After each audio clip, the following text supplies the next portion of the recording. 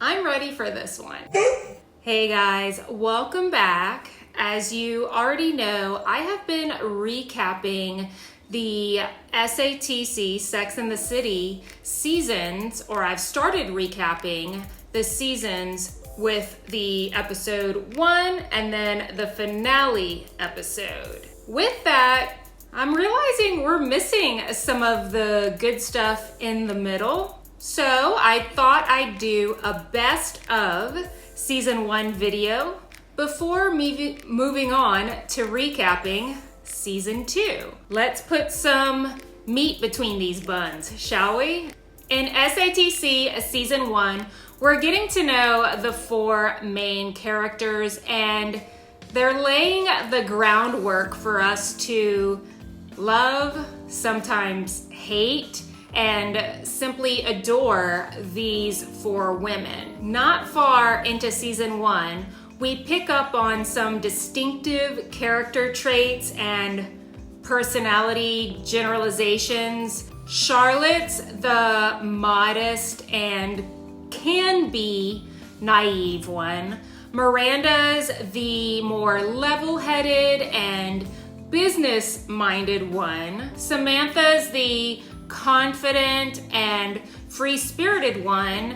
And Carrie is the mess. But we know there's so much more to them than stereotypes. Let's talk about some of the best moments that these girls navigated during Sex and the City, season 1, episode 3, Bay of Married Pigs. Carrie's married friends, Patience and Peter, invite her to their Hamptons home for the weekend, which she accepts as an NYC getaway. After her first blissful night's sleep, Carrie wakes up to sunlight streaming through the window and flowy white curtains, the sound of waves crashing on the beach. I mean, this is where you go to escape the city. But before Carrie can even get a cup of joe into her system,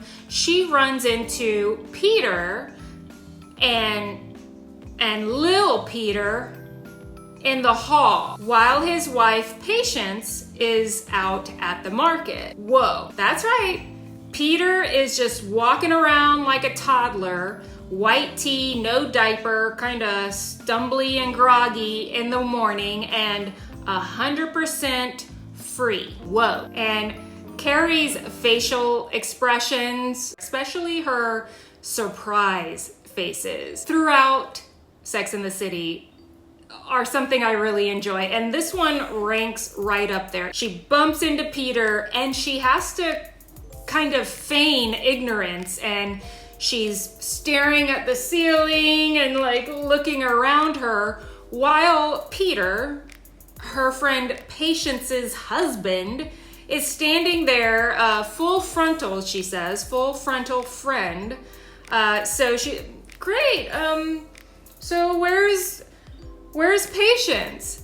But not before she has to do one of these this is what I say about her facial expressions. She has to do one of these double takes, like, am I sleepwalking this? Is this really happening? When Patience gets home, Carrie just comes out with it, addresses the situation full frontal, and just tells her, hey, I ran into Peter in the hall without his pants on. P.S. Congratulations, she says, which is really the best way to handle it. She's trying to minimize the shock of the whole situation. And I must add, Carrie's no dummy. You know, you never know what those men will do with information in the future. And look, I can picture it. Oh, you think Carrie's such a good friend? Oh, you want her life? You think she's great? Well, she barged in on me when I was naked, stared at my cock, and never told you. So Carrie comes clean to Patience and relays the whole thing as like a little folly, a little whoopsie. But Patience is not amused, and Carrie is back in New York City before we can even say good muffin. Basically, we get the idea that she's been kicked out of the nest of her Hamptons reprieve, and who knows when she'll be invited back, but stand by. In season 1, we also have the baby shower, episode 10. This episode involves the girls driving to Connecticut for their friend Lainey's baby shower. Lainey, they recall, was famous for exposing her breasts at parties and using whatever substances were within her reach. None of the 4 friends can believe Lainey is married with one on the way. Before the 4 girls decide they will go to the baby shower as a group, they each have their individual opinions on why they do or don't want to go to Lainey's baby shower. Miranda has sisters who have children, and she considers motherhood a cult. Samantha and Lainey kind of had like a competition back in the day. Samantha is all too excited to show up and show off. Just think how fat she must be, is a comment we hear from Samantha. Charlotte thinks it's lovely and that the girls should support their former friend or their old friend's healthy choices. And Carrie is, as usual, Switzerland. We see this often with Carrie. She's supposed to be Switzerland unless it has to do with her big shoes or real estate. But the secret that Carrie is keeping is that she's about a week late. So throughout this episode, we have Carrie and these inner monologues about how she feels as far as possibly becoming a mother. The girls decide to attend the baby shower despite their opposing intentions, and they rent a car. We get a cute comedic scene where they all pile into this rented convertible, leaving one seat unoccupied, the driver's seat. And this is a nod to NYC citizens that don't have to drive anywhere or usually don't drive anywhere. So Samantha kind of holds up the keys and does anyone know how to drive? In the end, Carrie ends up driving to Connecticut. At this point, you're probably asking me, okay, what makes this, one of the best? Good question.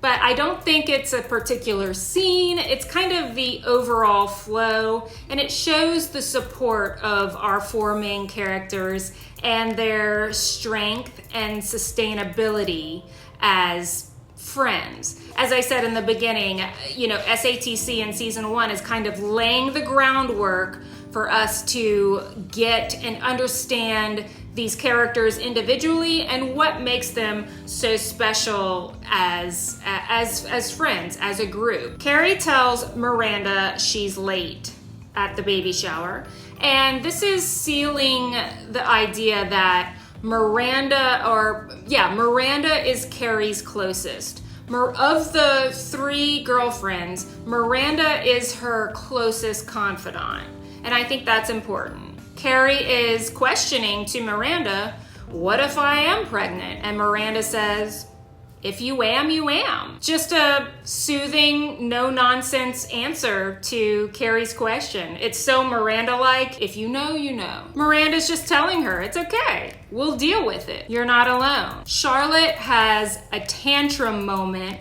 when she learns that Lainey has chosen the baby name Shayla for her daughter, which is on the way, which is also the baby name that Charlotte had chosen when they were all children and they were friends for Charlotte's baby girl when she had a baby girl. That all sounds like I convoluted that sentence way too much, but so Charlotte is with Lainey's, party of moms, and they're saying, oh, once little Shayla comes along, and Charlotte has this visceral reaction about hearing this. Shayla? Did you say Shayla?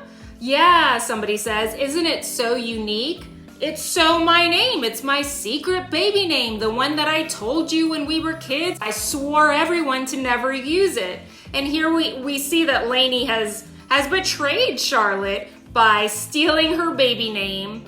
It's so petty. But ladies, you already know. When I was 12, I changed my name to Brianna, and when I would play babies with my friends, I would drag around like a silicone doll named Crystal. So back to the show. Samantha hears the commotion of Lainey stealing Charlotte's baby name, and she can hear the room is getting heated, and she comes in to rescue Charlotte from the cult of moms. Samantha tells Charlotte, "We're leaving," and then curses Lainey for her baby name scheme against Charlotte. But it's really heartwarming as we see these two extremes, these opposite ends of the spectrum, Charlotte and Samantha, who often butt heads, coming together under the unbreakable bond of